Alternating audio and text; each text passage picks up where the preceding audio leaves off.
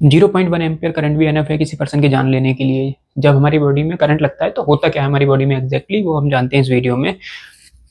हमारे जो मसल्स हैं वो काम कैसे करते हैं, जैसे मैं हाथ उठा रहा हूँ तो ये कैसे काम कर रहा है, हमारे ब्रेन से सिग्नल्स आते हैं और वो इलेक्ट्रिक सिग्नल्स होते हैं, तो वो नर्व्स के थ्रू सिग्नल आते हैं और उसके बाद मसल्स तक पहुंचते हैं वो सिग्नल। फिर मसल्स को पता चलता है क्या काम करना है, हाथ उठाना है, हाथ नीचे करना है, ये सब ब्रेन से आने वाले सिग्नल्स के थ्रू होता है। पर जब हमारी बॉडी में इलेक्ट्रिक करंट लगता है जो एक्सटर्नल करंट आके लगता है तो उससे क्या होता है, जो ब्रेन से सिग्नल आ रहे होते हैं वो डिस्टर्ब हो जाते हैं, वो हमारे नर्व्स तक पहुंच नहीं पाते।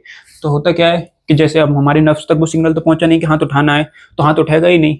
एक्सटर्नल करंट की वजह से वो सिग्नल पहुंच ही नहीं पा रहा कि हाथ उठाना है। तो क्या होता है, जैसे करंट लगा तो आपने देखा होगा कि इंसान जैसे जिसके करंट लगा है वो उसने जो वायर पकड़ रखा है वो छोड़ नहीं पाता, क्योंकि हमारी बॉडी फ्रीज हो जाती है उस केस में, क्योंकि जो ब्रेन सिग्नल भेज रहा है वो हमारी बॉडी तक पहुंच ही नहीं पा रहे।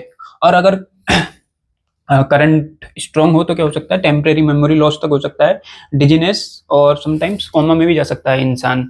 और जो हमारा हार्ट है वो भी इलेक्ट्रिक सिग्नल्स पर ही काम करता है, हार्ट भी जो है इलेक्ट्रिक सिग्नल से ही काम करता है। अब जब एक्सटर्नल करंट आएगा तो वो उसके सिग्नल्स को भी डिस्टर्ब कर देगा, तो उसकी वजह से हार्ट भी काम करना बंद कर सकता है और इससे हमें कार्डियक अरेस्ट भी आ सकता है, कार्डियक अरेस्ट।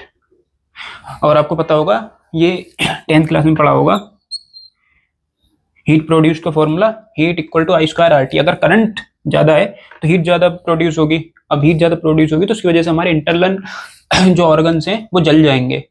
तो अगर ज्यादा देर तक किसी करंट के कांटेक्ट में हैं आप तो ज्यादा बर्निंग हो सकती है और उसकी वजह से इंसान मर सकता है। तो एग्जैक्टली ये होता है जब इलेक्ट्रिक करंट लगता है बॉडी में। तो